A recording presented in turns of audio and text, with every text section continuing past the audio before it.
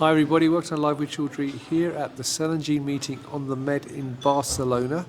I'm delighted to be joined by Stephen Majors, who is the head of global communications, or global head of communications, I'll get it the right way around, for the Alliance for Regenerative Medicine. And he's going to give me an update on how the event's gone so far, and also talk about some new announcements they've made about next year's event. So, Stephen, first of all, how are you? That's right. Good, Rizwan. Thank you. It's good to see you, and it's nice to come to Barcelona when it's not raining, unlike last year. That's right. We can actually spend some time outside, which will make the event a lot more enjoyable for everyone, I think. Fantastic. Now, for viewers who've not been to Cell and Gene meeting on the Med in the past, can you give me a bit of an overview of the event itself?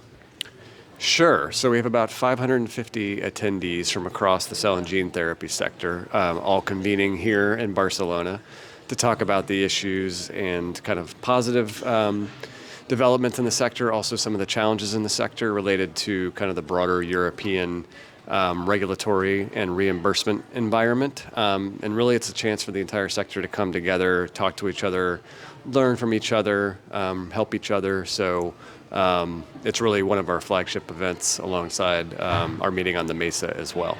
Right, so, and in fact, what I realised I should have asked you first of all, though, is to tell me a little bit about ARM, because obviously this is all because of the Alliance for Regenerative Medicine. So perhaps you can tell me a bit more about that as an organisation and what you do. Right.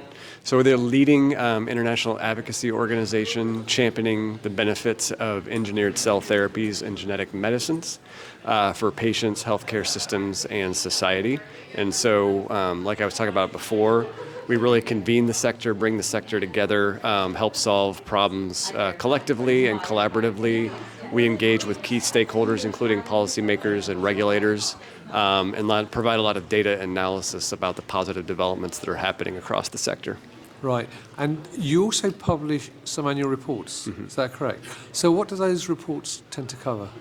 Right, so those reports provide kind of a snapshot of the sector.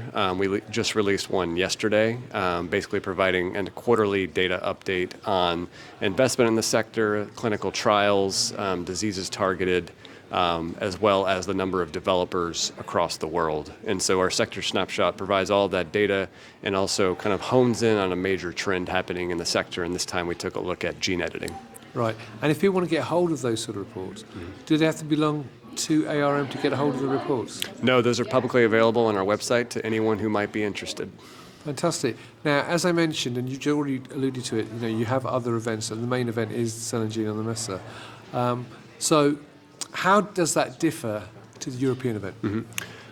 It's a little bit bigger, but otherwise it's very similar. Same types of panels, same types of attendees, a little bit more U.S. attendees than meeting on the Med, which is more focused on the European audience.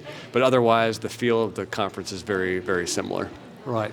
And I mentioned at the beginning of this that you've made a couple of announcements this week. So what were those announcements? That's right. So we announced earlier this morning that we're going to be moving venues for both conferences. So the meeting on the Med will take place in Rome next year, and meeting on the Mesa after its final year in Carlsbad, California this fall, will move to Phoenix, Arizona next year. So we're very excited about this. They're going to be great venues and just growing bigger and needed some more space. So we're looking forward to that.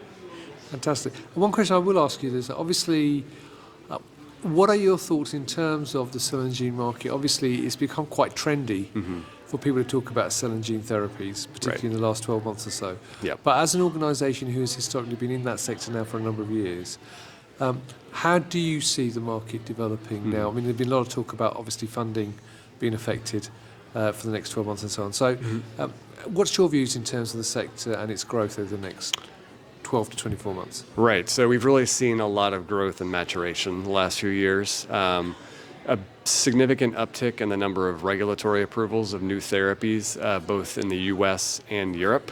We expect that to continue going forward and really kind of accelerating toward what the FDA and the EMA predict will be between 10 and 20 approvals of new therapies each year by 2025. So that's all positive. But we're spending a lot of time working on kind of the policy and reimbursement challenges in the sector. And those are the things that really need to be solved in order to guarantee access to patients for these therapies over the next several years and beyond. And so that's really what we're focusing on. Fantastic. Well, look, Stephen, I wish you lots of success for the rest of the event. I know it carries on until Friday, if I'm correct. That's right. And hopefully the sun continues to shine over the next few days. So good luck with that, and good luck with the event, obviously later on in the year as well. So there you go, viewers. If you'd like to know more about the Alliance for Regenerative Medicine and about the various events that they do and the other things they do, like the reports, then check out the link which is above this video and learn more about that. So Stephen, thanks again once for your time. And viewers, thank you for watching. Until next time, as always, stay well and stay safe. Bye-bye. Thanks, Rizwan.